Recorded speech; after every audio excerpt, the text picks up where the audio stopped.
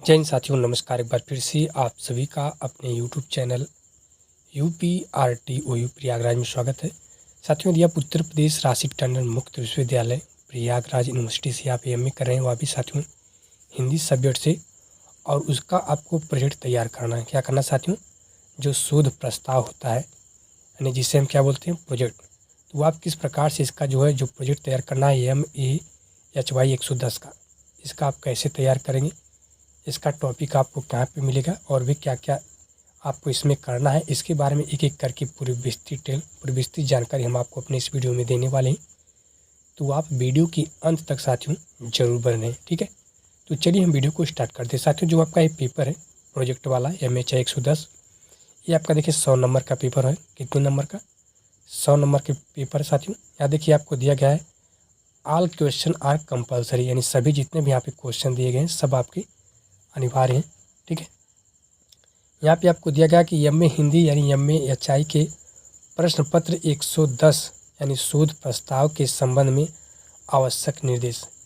और निर्देश में आपको क्या बताया गया है? सबसे पहले देखिए, यहाँ पे आपको निर्देश में बताया गया है कि हिंदी के द्वितीय सेमेस्टर यानी MAHI 110 शोध प्रस्ताव नामक प्रश्न पत्र जो है वह MA हिंदी के थर्ड सेमेस्टर में MHI 115 यानी साहित्य सर्वेक्षण प्रोजेक्ट कार्य का प्रारंभिक क्या है, भाग है, ठीक है।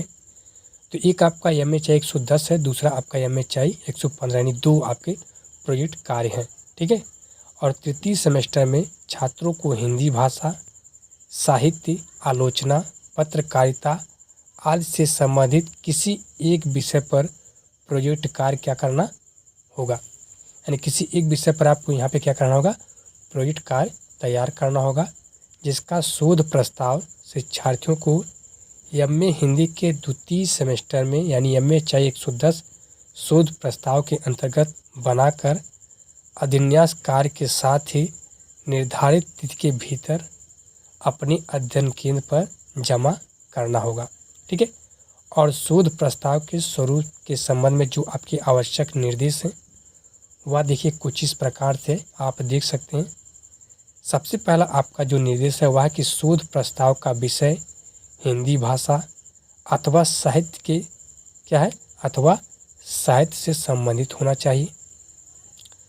प्रोजेक्ट निर्देशक शिक्षार्थी के अध्ययन केंद्र के हिंदी विषय के, ठीक है, प्राध्यापक अथवा काउंसलर होने चाहिए और उन्हीं के निर्देशक में छात्रों को अपनी रुचि के अनुसार प्रोजेक्ट कार्य हेतु जो उपर्युक्त विषय चुनकर MHI 110 के अंतर्गत उसका शोध प्रस्ताव यानी शोध रूपरेखा बनानी अनिवार्य है।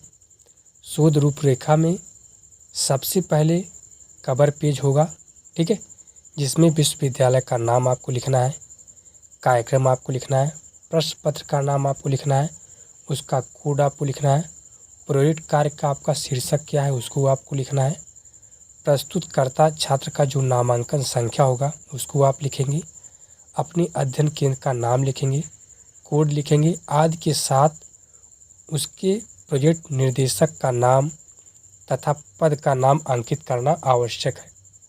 कवर पेज के बाद साथियों आपका जो होगा वह प्रस्तावना होगा, और प्रस्तावना के अंतर्गत आपको जो आपका प्रोजेक्ट होगा, प्रोजेक्ट का विषय, शीर्षक का महत्व और उपादेयता बताने क्या है, उपादेयता बताते हुए प्रोजेक्ट कार्य को आप लगभग 7 से 12 अध्यायों में विभाजित करना होगा, ठीक है।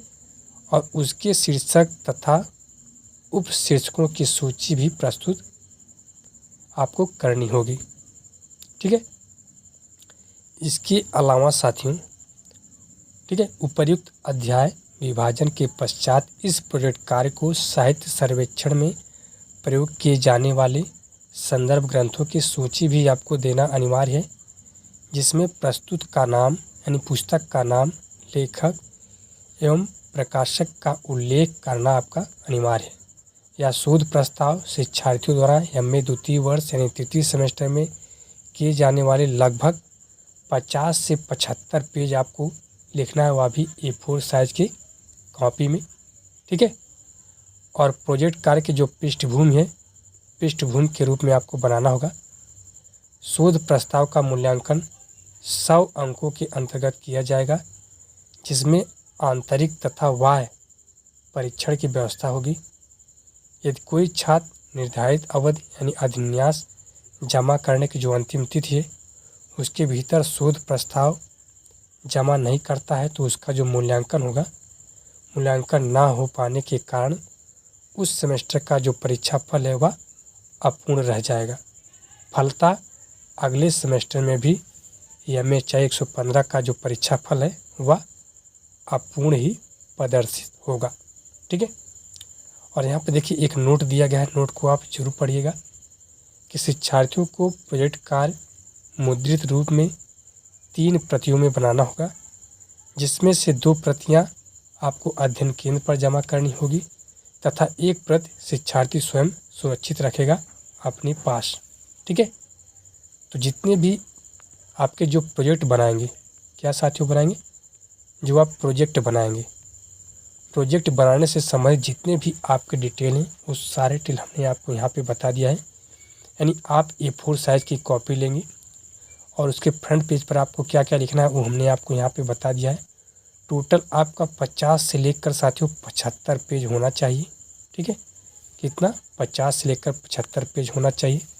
और आपको ये 3 प्रति में बनाना है, 2 प्रति आपको जमा करनी है और 1 प्रति अपने पास रखना है।